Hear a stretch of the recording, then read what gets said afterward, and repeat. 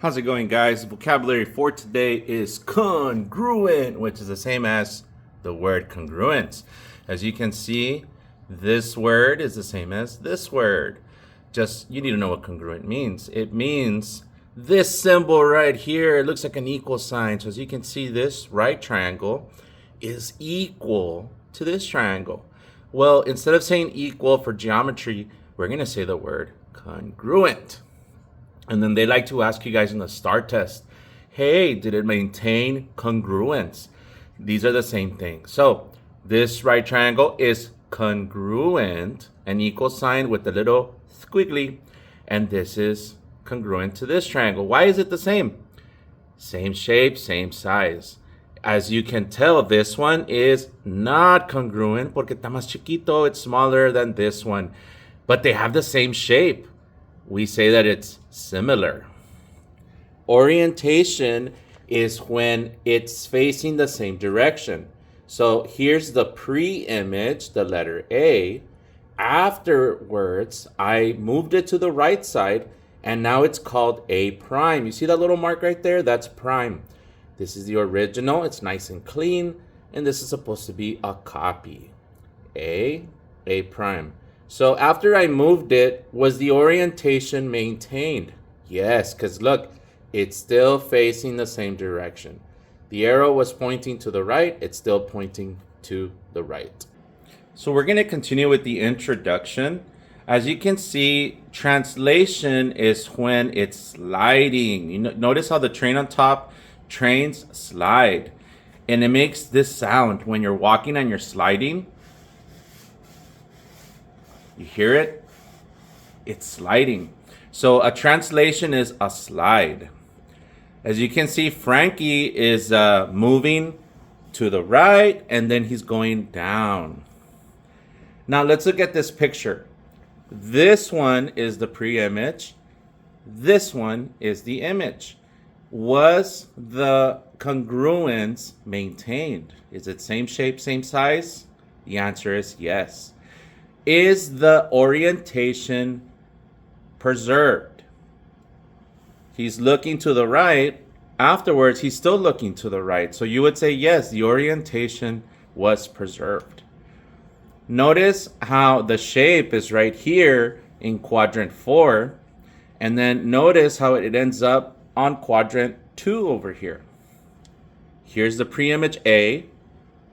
This one is A prime. This point went up 6 units. 1, 2, 3, 4, 5, 6. And then it went to the left 7 units. So from here, it went 1, 2, 3, 4, 5, 6, 7 to that one right there. This one is called a reflection. As you can see, the tree is right there.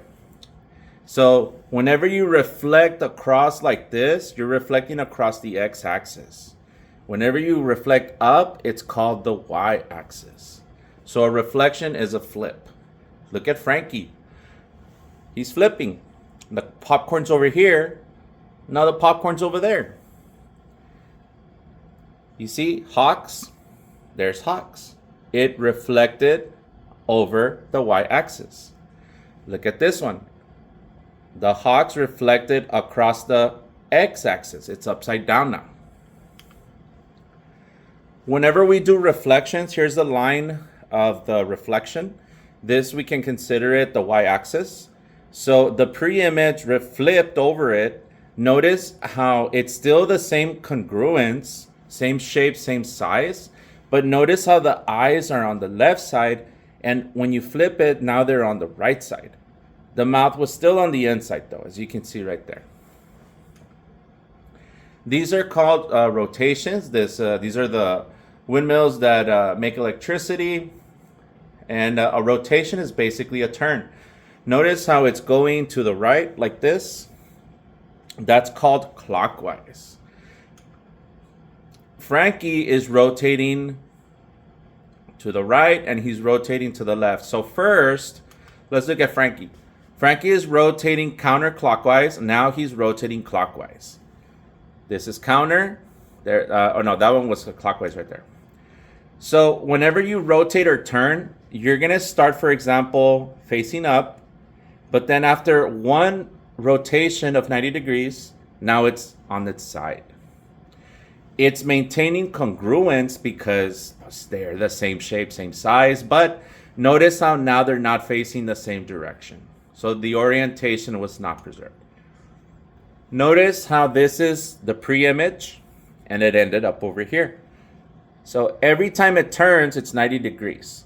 So if I go this way, that's 90 degrees.